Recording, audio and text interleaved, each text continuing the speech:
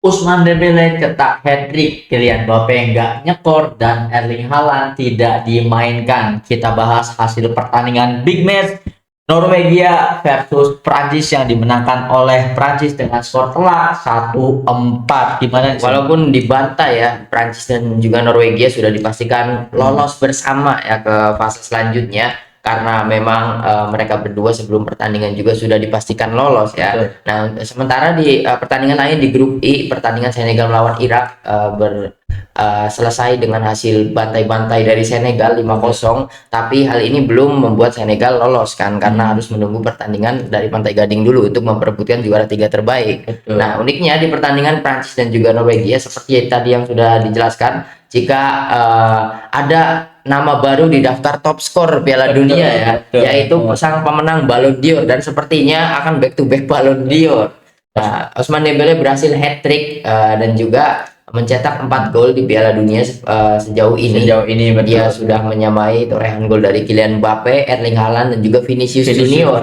Tiga bintang yang sudah ngegas dari pertandingan pertama, dan juga kita tidak bisa melupakan Ousmane Dembele. Dia membuktikan jika dia memang sang juara champion dan juga layak untuk mendapatkan Ballon d'Or ya. Betul, tidak hanya itu, hat-tricknya itu gol-gol indah ya, sayangnya bukan gol-gol biasa gitu kan. Ini murni kualitas dari seorang Iya, dan kembali lagi ya, top 5 top skor Messi 5 gol, Dembele, Mbappe, Haaland, Vinicius semuanya 4 gol. Betul. Dan sampai sekarang belum ada yang penalti. Wah, Itu yang paling keren ya. Paling keren. Semuanya tidak ada yang menyetak penalti nih. Siapa duluan nanti yang dapat penalti? Sepertinya Messi ya, karena Messi belum bermain di pertandingan ketiga melawan Jordania. Betul. Sedangkan untuk hat-trick sendiri di edisi Piala Dunia kali ini banyak sekali yang bisa mencetak hat-trick ya. Ada 3 nama, yaitu Messi, Ousmane Dembele, dan juga Jonathan David gitu kan. Ada 3 nama yang bisa mencetak hat-trick di fase grup ini kan. Ini benar-benar keren. Iya, dan juga Prancis berhasil menjadi salah satu tim yang berhasil meraih poin penuh di fase grup dengan 9 poin, dan hasil ini benar-benar tidak mengherankan mengingat Prancis adalah salah satu tim yang dijagokan untuk juara lagi. Betul. Dan kalau kita ulas pertandingannya, itu benar-benar rasa PSG tapi lebih pro lagi, karena memang Prancis ini bermain dengan 3 penyerang. Ada di menit awal ada Dembele, kemudian ada Doué, sama ada Mbappe kan, dan penyuplai bolanya adalah Olise ya. Tapi ketika play on ini serasa 4 pemain ini seperti striker semua. Iya, betul. Walaupun memang Olise lebih bermain penyuplai bola saja kan gitu, tidak mengambil eksekusi. Namun ini benar-benar wingernya saja itu kualitasnya sama seperti striker ya. Contohnya seperti Dembele dan juga Doué yang nyekor ya, sama-sama nyekor di pertandingan kali ini, walaupun Doué nyekornya di menit-menit akhir gitu. Dan hanya Mbappe yang tidak nyetak gol. Tapi di gol kedua atau ketiga gue lupa, ini adalah salah satu assist dari Mbappe ya, karena memilih mengumpan kepada Dembele kan. Betul. Ini juga patut diapresiasi banget ya, karena meskipun Norwegia itu dibantai 4-1, tetapi ketiga gol bahkan keempat semua golnya itu dilesatkan dengan tembakan-tembakan indah yang sangat sulit untuk diantisipasi biasanya. Jadi memang bukan karena pertahanannya yang jelek ya, tetapi karena emang skuad dari Prancis sendiri berhasil menembus jantung pertahanan Norwegia. Betul, karena Norwegia ini area defense-nya, area pertahanannya dikepung oleh Prancis, di mana seperti yang tadi gua katakan, Prancis ini seperti memiliki 4 striker.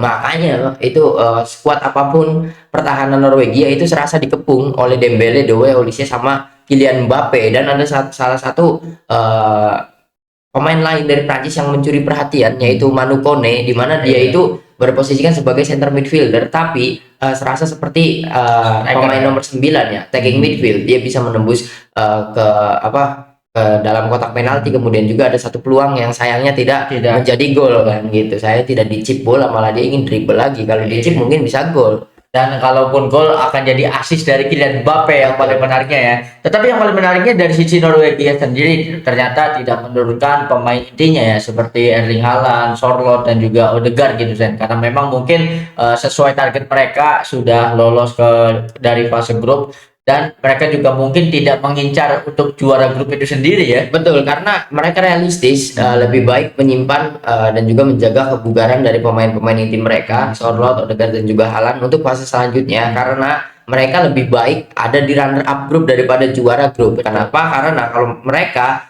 berhasil finish di juara grup, mereka itu akan bertemu Sweden, mungkin akan menjadi big match-nya Haaland dan juga Gyökeres, walaupun ini potnya belum pasti ya karena belum dipastikan juara tiganya. Tapi setelahnya mereka akan bertemu dengan Brazil kan, dan juga setelah itu Belanda, pot yang lebih berat lagi. Jadi mereka itu lebih baik ke pot runner up karena mereka sepertinya langkah mereka itu bisa jauh sampai ke 16 besar.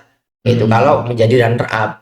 Betul, ibaratnya realistis ya kalau menargetkan 16 besar gitu saja dengan pot runner up ini kan.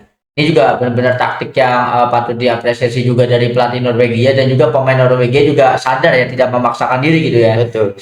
Meskipun ya Haaland juga kan sedang berada di perburuan top skor, tetapi tidak maksa untuk dimainkan dan terbukti efektif karena Kylian Mbappe yang sangat terlihat ingin nyetak gol saja di pertandingan kali ini tidak menyetak satu gol pun. Iya betul, karena Mbappe di pressing dengan ketat ya oleh pemain Norwegia, dia kurang mendapatkan ruang juga, makanya dia ketika mendapatkan bola lebih memilih untuk mengoper kepada Dembele, dan itulah yang seharusnya dilakukan oleh Mbappe. Dia tidak egois, dia tahu kalau misalkan ruang dia ketutup, jadi lebih baik memberi kesempatan kepada Dembele, dan buktinya ya efektif juga, Dembele hat-trick kan gitu. Ya Dembele hat-trick gara-gara backnya Norwegia itu ketarik semua sama Mbappe. Betul. Jadi Dembele kan kita tahu gol-golnya dia mendapatkan ruang-ruang tembak yang waduh, itu kalau Messi juga sama itu pasti gol terus kan gitu.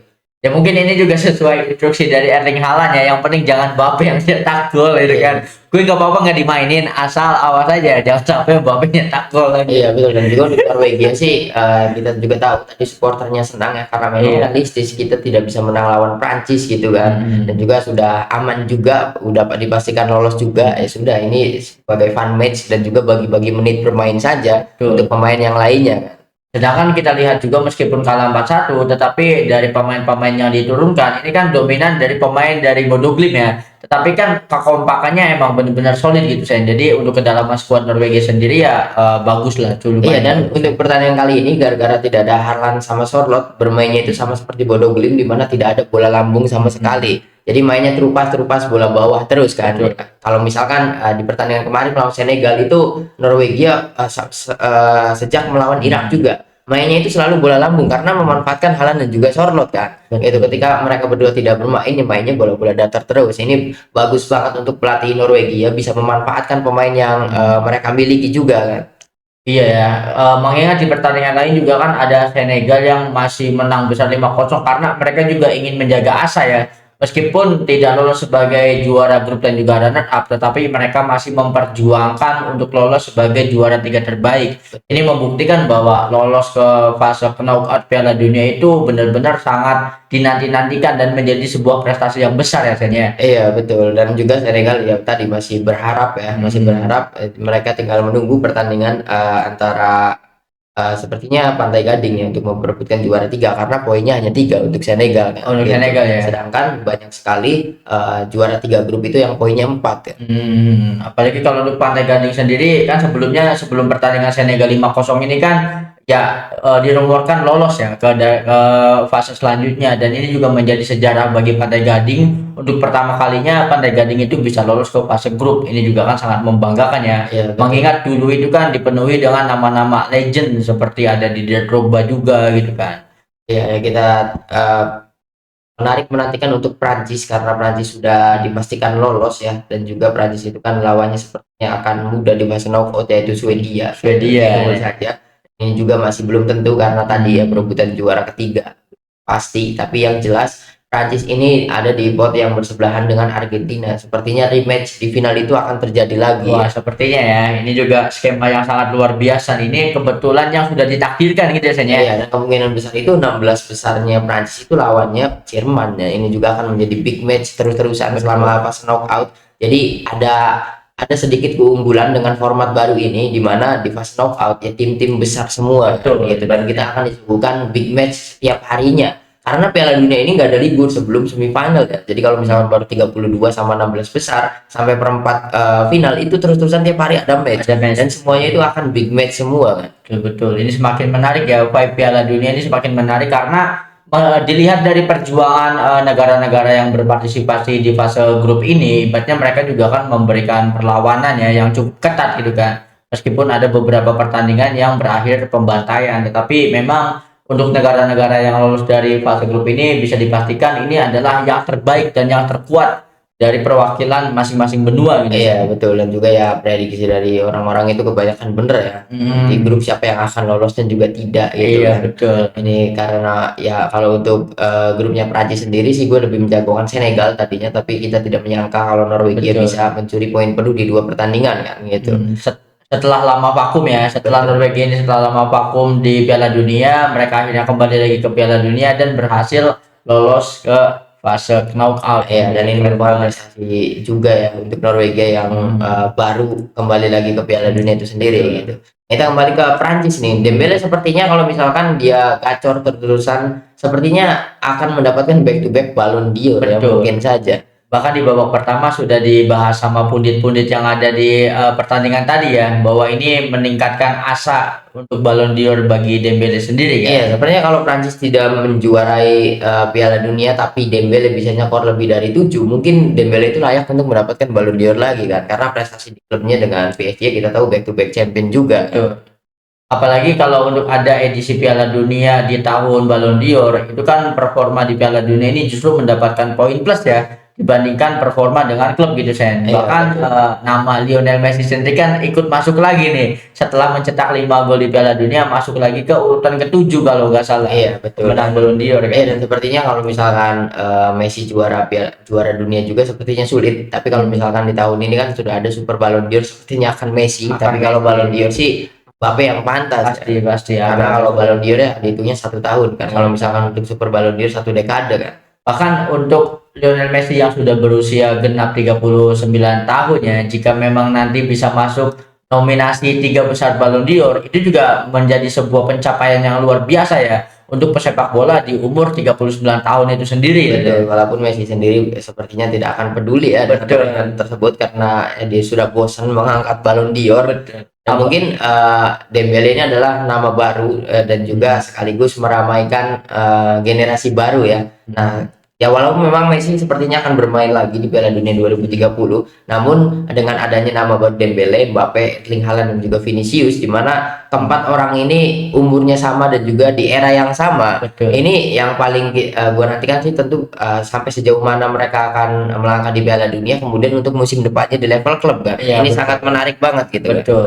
Karena memang dari performa mereka ini kan ikut menarik minat dari Betul. klub-klub gitu kan. Tetapi yang paling menarik itu justru dari Vinicius Junior rasanya, di mana sebelumnya sudah kita bahas bahwa keputusan dari manajemen Real Madrid ingin memperpanjang atau tidak melihat dari performa Vinicius di Piala Dunia bersama Brazil. Tetapi ketika performa Vinicius bersama Brazil itu tampil gemilang, apalagi sampai mencetak 4 gol gitu kan. Tetapi ada rumor yang mengatakan bahwa manajemen Real Madrid itu sepertinya kemungkinan besar tidak akan memperpanjang kontrak Vinicius Junior. Ini juga kan mungkin menjadi motivasi tersendiri untuk Vinicius ya. Kalau dia tampil bagus, minimal kalau nggak diperpanjang akan ada tawaran dari klub-klub besar yang lainnya. Biar dibeli Arsenal aja lah, biar kena scam. Biar seru ya. Real Madrid tidak keberatan juga kalau tidak memperpanjang Vini nyetak 4 gol, Mbappe juga 4 gol kan gitu, lebih milih Mbappe gitu. Namun kalau misalkan akhirnya Vinicius itu pindah dari Real Madrid, ini bagus banget karena Dembele, Mbappe, Haaland dan juga Vini akan berada di klub yang berbeda gitu kan. Kalau sekarang kan Vini sama Mbappe sudah dalam satu klub Real Madrid kan gitu. Jadi untuk kesemerataan kekuatan di Liga Champions musim depannya lebih menarik lagi gitu. Kalau kita tidak tahu Dembele akan cedera lagi atau tidak ya. Karena pemain ini sering banget cedera di laga-laga besar. Nah, ngomong-ngomong soal Real Madrid, mengingat penampilan Kylian Mbappe juga sangat impresif banget ya, bahkan dia diposisikan sebagai striker. Jadi ada juga kabar yang mengatakan bahwa staf kepelatihan Real Madrid di bawah Jose Mourinho itu sedang menyusun strategi Sen untuk memprioritaskan pola serangan mereka berpusat pada Kylian Mbappe. Entah itu nantinya akan dimatangin jadi striker atau gimana, yang jelas ya benar-benar Kylian Mbappe itu akan menjadi bintang di Real Madrid untuk jangka waktu yang lama sih. Iya, tapi kalau melihat pertandingannya Prancis di 3 pertandingan terakhir, walaupun di formasinya Mbappe itu dijadikan striker, tapi ketika open play dia itu seperti false nine ya. Dia bahkan lebih condong ke kiri kan. Betul. Itu adalah sebuah strategi yang bagus juga dari Deschamps. Mungkin nanti Mourinho akan bisa menggunakan strategi seperti ini juga. Karena tadi kan ketika Mbappe ya ketika open play Mbappe lebih condong ke kiri dan di tengahnya itu tinggal pilih Dou atau Dembele, dan itulah kenapa Dembele bisa hat-trick karena Mbappe menarik dirinya ke posisi kiri sehingga back itu ketarik ke kiri di Iya, tengah kosong. Dembele memanfaatkan hal tersebut. betul. Ini juga menarik banget ya. Menariknya, apakah ada kemungkinan Michael Olise juga bisa ke Real Madrid? Karena mengingat di media sosial Instagramnya kan sudah mulai entah itu dihapus atau di-hide ya. Tetapi postingan yang berbau Bayern Munchen itu kan sudah tidak ada Ya, gitu ya, kan. sepertinya janji 150 jutanya Florentino Perez akan terwujud ya Akan untuk terwujud, mendatangkan Michael Olise gitu betul, kan. betul. Apalagi ya Michael Olise sekarang lagi di timnas Prancis, otomatis ada agent-agent Real Madrid, ada Tchouaméni, ada Kylian Mbappe yang ayolah ke Madrid aja gitu kan Betul. pasti. Apalagi Mbappe yang sudah merasakan supply bola yang mantep dari Olise kan Olise. gitu ya, dia pasti maksa Olise untuk gabung, soalnya kan Mbappe belum pernah mendapatkan supply bola dari midfielder seperti Olise di Real Madrid gitu kan. Jude Bellingham, Masan Tuono, Arda Güler itu bukan pemain-pemain yang bisa terupas seperti Olise kan. Betul, apalagi kan dengan Jude Bellingham sendiri masih ada ini ya, masih ada gesekan gitu ya, karena di beberapa match juga terlihat mengabaikan Kylian Mbappe gitu saya. Ini juga kan konflik juga. Jadi sebagaimana statement gue sebelumnya, Real Madrid sedang mengupayakan untuk pusat permainannya adalah Kylian Mbappe, yang mungkin dengan upaya-upaya mendatangkan Michael Olise atau pemain-pemain yang lainnya, termasuk Enzo Fernandez. Yang paling keren itu kalau Enzo Fernandez masuk ke Real Madrid, ini kan banyak sekali bintang dari setiap negara berkumpul di Santiago Bernabeu gitu kan. Ya kalau untuk Real Madrid ya itu sudah dilakukan setiap tahunnya ya. Betul. Setiap bintang-bintang itu pasti akan ada di Real Madrid. Siapapun yang menonjol pasti dibeli kan gitu. Nggak dibeli juga memang pemainnya ingin bermain di Real Madrid, Real kan. Madrid sebuah Nah, cita-cita ya. yang jadi pertanyaannya apakah bisa membuktikan kembali, karena di 2 tahun terakhir juga bintangnya di Real Madrid semua namun gagal juga gitu kan. Itu juga semakin menarik ya. Tapi yang paling lucu itu ada satu nama, Sen, Igor Thiago. Ketika diturunkan di menit pertama menghadapi Maroko dan hasilnya imbang, Igor Thiago itu sudah tidak pernah dimainkan kembali. Iya betul, karena tidak efektif ya. Padahal Betul. 2 pertandingan sisanya lawan Scotland dan juga Haiti Iya, yang dimana, tapi ya menurut gue sih Ancelotti ya tepat gitu kan. Ketika Igor Thiago dimainkan malah Vini yang sulit untuk mendapatkan ruang kan. Betul, Dan betul. sekarang dia lebih mengoptimalkan Vini gitu. Betul, ibaratnya di awal pemanggilan Igor Thiago banyak orang yang mempertanyakan kenapa kok skuad Brazil sedowngrade ini memanggil seorang seperti Igor Thiago gitu kan. Dan ternyata terbukti dikasih kesempatan dia tidak perform gitu kan. Tapi ada yang menariknya lagi adalah Ancelotti itu sekarang membalikan statementnya kepada para jurnalis yang meragukan dia ketika Ancelotti lebih memilih membawa Cunha daripada Pedro gitu, Joao Pedro ya. Nah, ternyata kan dibalikin lagi, inilah alasan kenapa saya lebih memilih untuk membawa Cunha gitu kan, karena memang Cunha terbukti Betul, perform. betul. Dan Cunha kan dihitung sudah berapa ya? 3 ya? 3 atau 4 kalau nggak salah ya. Tiga Betul, tiga tiga, gol, karena Cunha itu, tiga. melawan Haiti 1, melawan Haiti 2, melawan Scotland 1 kan. Nah, tapi menarik untuk Brazil kita bicarakan karena memang dengan cederanya Rapinya ini Iya, akan membuat Endrick memiliki tempat di skuad karena tidak ada opsi lain di posisi kanan kan. betul. Tetapi yang paling uniknya lagi justru Ryan, Sen, yang dapat sorotan. Iya, tapi kan sudah dikasih menit bermain untuk Endrick, dimasukkan di awal babak kedua melawan Iya, Scotland kan kemarin kan. Melawan Scotland kan dia dimasukin di babak kedua kan. Iya, Dan betul. bermain sampai habis kan gitu. Yang menurut gue sih apalagi Endrick ini wonderkidnya Ancelotti kan. Ya kenapa Real Madrid di Endrick permintaan Ancelotti kan gitu. Akan dimaksimalkan, kita akan lihat Endrick dan juga Vini mungkin ya. Mungkin bisa jadi nanti di knockout jadi starter ya. Bisa, Kalau sekarang kan masih jadi super betul. sub gitu Dan kan. juga strikernya punya sudah menemukan formula juga untuk Ancelotti gitu. Jadi iya Vini, Cunha sama Endrick gitu. Ini benar-benar keren banget. Ini waktunya Endrick tampil juga ya. Iya, kayak ini adalah berkah tersendiri untuk Endrick karena Rapinya cedera. Sepertinya Rapinya itu cederanya tidak bisa diturunkan di Piala Dunia gitu kan. Apalagi ada teguran dari Barca juga kan. Barcelona kan selalu negur ketika Rapinya cedera, sama seperti di friendly pada FIFA Matchday saja. Barcelona itu kan sampai mengirimkan surat agar Rapinya ini tidak dimainkan Betul. kan gitu, karena pada saat itu mereka harus fokus di Liga Champion kan. Dan terbukti cederanya Rapinya langsung tergusur dari Liga Champions juga. Iya betul. Karena waktu itu Rashford tidak perform, tidak Iya, menjawab kan. tidak sama Tidak sekali. menjawab. Bahkan Fermin juga tidak bisa ngapa-ngapain Tidak bisa juga ngapa-ngapain, gitu. Dia kan. berikut juga ya Camet Yamal kan Betul. gitu. Tanpa Rapinya kan benar-benar cobang-camping. Iya. Makanya kan membeli Anthony Gordon itu dengan alasan itu, kedalaman skuadnya emang masih kurang banget. Iya, ya, karena sulit juga pada saat itu ya. Atletico masang 5 back, Betul. pemain Sedangkan eksplosifnya tidak ada. tidak ada untuk daya dobraknya gitu kan. Ini juga menarik. Yang paling menarik itu justru beberapa nama seperti Ryan ini ya. Ryan ini kan siapa sih, kita kan nggak tahu. Ya, yang kita tahu ya Ryan Cherky gitu kan. Ternyata Ryan ini pemain Bournemouth ya. Dan di Bournemouth juga tampil gemilang. Bahkan ketika diturunkan di timnas Brazil sudah mulai mendapatkan sorotan. Bahkan yang paling menarik itu nama pemain Belanda, Brobbey. Brobbey itu kan gacor banget ya.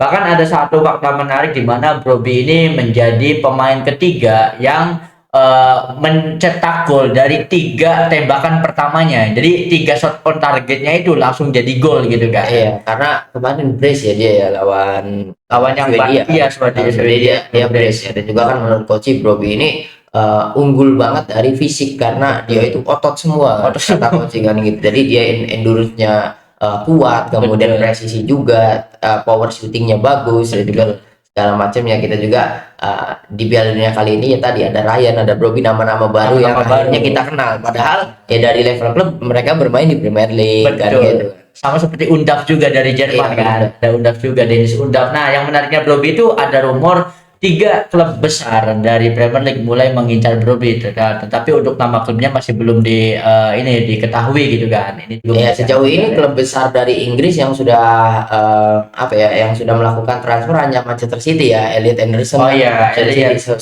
selainnya belum ada kan. Belum, betul. Nah ini menarik juga, performa di Piala Dunia ini akan merubah peta kekuatan dari klub-klub Eropa ya, tidak hanya Premier League saja. PSG pasti, kemudian ada Real Madrid juga, Barcelona juga kan gitu. Ini akan menarik banget karena banyak sekali nama-nama baru dan juga sepertinya mereka akan bermain di klub-klub besar gitu kan.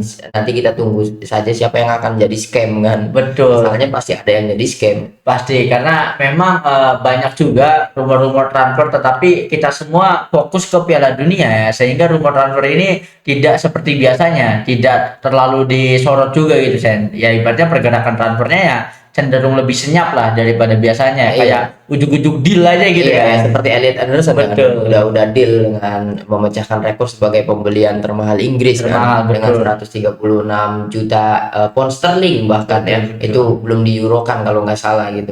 Dan ini juga datang dari Manchester City ya. Iya, ibaratnya. ya dari awal Piala Dunia kan yang masih greget di bursa transfer hanya Real Madrid kan. Iya, Sekarang betul. Manchester City udah ikutan nih. Udah ikutan, karena sebelumnya Elliot Anderson ini jadi rebutan 3 klub Premier League terbesar, yaitu Manchester City, MU, dan juga Liverpool, di mana waktu itu market value-nya masih stuck di harga 80, dan ternyata langsung dideal sama City 136. Iya.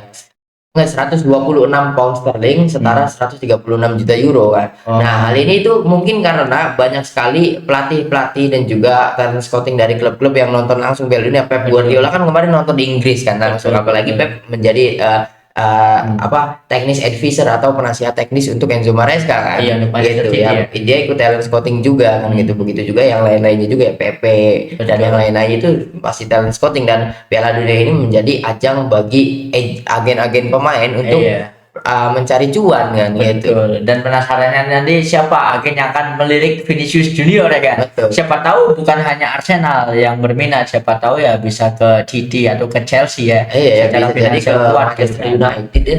Kalau Manchester United kayaknya secara finansial agak berat juga Iya, gitu. mungkin Vininya yang ngalah, kemudian dia betul. ngikutin karirnya Ronaldo, kemudian ngikutin Kunya juga kan. Kalau soalnya mainnya bagus iya, bareng betul. Kunya gitu. Setuju. Ada bromance juga gitu kan. Sedangkan kalau Apalagi rekomendasi Bruno Fernandes kan datangin Guimares. Nah, Iya, berarti Guimares. MU rasa Brazil nanti Betul, gitu. betul, betul. Ya kalau bisa ya ke Arsenal gantiin temannya sendiri itu Martinelli. Kan. Martinelli betul, ini juga keren banget ya. Karena Martinelli bahkan di skuad Brazil dipanggil ya. Kemarin main. Pemain ya. Ya kemarin waktu lawan Haiti kan dia kan dimasukin di menit-menit akhir bareng Endrick kan gagal terus. Tapi memang belum perform ya, karena Belum. waktu yang diberikan juga cenderung lebih sedikit kan. Sedikit lawan Scotland juga main kan Martinelli kemarin. Sampai tidak mendapatkan sorotan gitu kan. Betul. Gue juga nggak kalau Martinelli dimainkan Nah, ya. yang jelas Vini itu didatangkan ke Chelsea lah, yang jelas. Semoga saja ya. Nanti adu lagi sama Sapi Alonso. Iya, nggak bakal karena Sapi nggak mau kan dapat pemain kayak gini lagi. Gitu. Betul. Apalagi bisa jadi nanti barternya Enzo 1 dapat Arda Enggak, Güler kalau dan Vinicius. Olise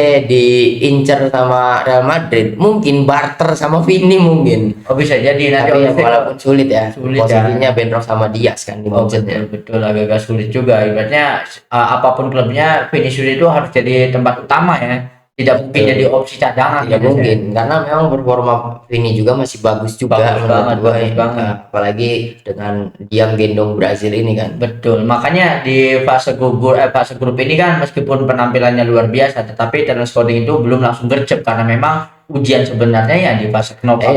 Ya belum lah, takutnya ada yang cedera sama Betul. seperti kasusnya Rapinya juga kan gitu. Iya. Nico Schlotterbeck itu kalau misalkan nggak cedera mungkin akan dibeli oleh klub yang lebih besar. Betul. Karena Nico Schlotterbeck itu dari musim kemarin juga udah bagus ya, 2 tahun di Liga Champions kan bersama Dortmund kan. Ya malah cedera kan gitu. Jadi talent scouting atau Dirtek ini masih santai-santai dulu Iya. gitu. Apalagi untuk penyerang-penyerang seperti Vini itu Betul. yang penyerang kan yang rawan Ya cedera. rawan banget Gitu. ibaratnya. Jadi lebih hati-hati lagi Iya. Kredi gitu ya. Iya, soalnya Vini ini salah satu pemain yang kuat kan. Dia itu kan jarang cedera. Jarang dia. Dari awal debut di Real Madrid di umur 16 tahun sampai sekarang. Vini itu nggak pernah cedera parah. Cedera itu pasti kelelahan otot udah sembuh lagi kan Jadi gitu. diurut Haji Naim langsung Iya. sembuh lagi ibaratnya kan. Tadi yang mau dibahas lagi nggak nih Sen? Ini sudah sampai di Tentang- sini ya. Ini ya. menarik banget karena pot di fase knockout sudah terbentuk. Para tim-tim sudah memastikan diri untuk lolos, termasuk dengan Prancis, Argentina juga gitu kan. Betul, dan ini juga yang paling menarik itu perburuan top skor ya. Dan Iya, ternyata betul. Haaland dan juga Mbappe nggak nyekor. Nanti kita lihat nih Bang Dodo sama Lionel Messi gitu Iya, ya. nggak usah dilihat. Ya Dodo mah nggak kelihatan lah. 5 besar aja di puncaknya Messi. 4-nya itu generasi baru semua. Betul. Dan dari kelima ini Messi sendiri yang belum Ya, main. main pertandingan Iya. ketiganya ya, match ketiganya ya. Kalau sampai Messi mencetak at least 2 gol akan makin jauh Enggak, karena dipilih gua hat-trick lah lawan Kalau Jordania. hat-trick, Soalnya lawannya Jordania yang sudah nothing tulus kalah. betul Gitu kan, mereka tidak memiliki pride seperti Turki. Turki kan menang lawan Amerika 3-2 tapi tetap pulang kan. Betul. Gitu. Oh, bahkan Amerika itu imbang 2. Kalah 3-2. Oh 3-2 Kalah 3-2. Kan comeback di menit-menit akhir kan golnya Arda Güler dan juga ada gol lagi. Comeback Iya. 3-2 kalau nggak salah. Ibaratnya ya at least masih bisa mencetak gol lah ya untuk Turki Iya, ya. dan juga itu kan gara-gara mereka mediocre. Kok Turki kayak gini, kok Turki kayak Jordania mah kan nggak ada yang peduli kan. Iya, nggak ada yang peduli. Mereka mah main sama Messi aja udah bangga Iya, gitu. secara Sama seperti pemain Austria kemarin kan. Iya, Langsung foto.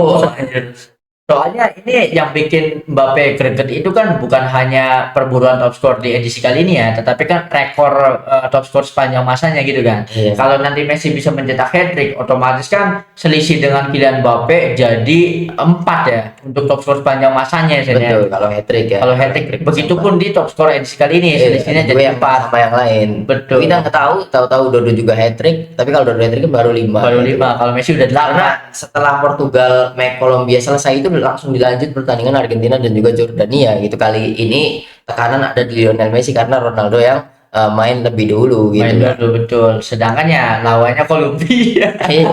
Jadi tinggal tunggu Portugal saja. aja Apalagi ya. Kolombia kemarin dia sih itu mainnya benar-benar keren banget. Keren banget sih. Iya, Turki menang 3-2 ya. Comeback di menit 90+8.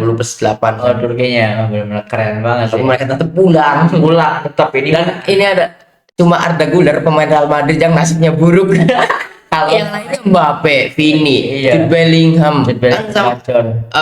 man of the match kan Iya, gitu Jude kan. Bellingham. Kemudian Valverde juga. Valverde apalagi man of the match di pertandingan pertama juga. Iya. Valverde itu kan seperti Cucurella semuanya bagus. Iya, ada semuanya lolos. Oh, Cuma Arda Güler pemain Real Madrid yang harus pulang harus gitu. pulang ibaratnya kan. So, mungkin itu saja ya yang sudah kita bahas dalam episode kali ini. Drop opini kalian tentang apa yang sudah kita bahas di kolom komentar. Thank you banget yang udah nonton episode kali ini sampai habis. Jangan lupa buat komen, like, share, dan juga subscribe tentunya. Sampai jumpa di episode selanjutnya.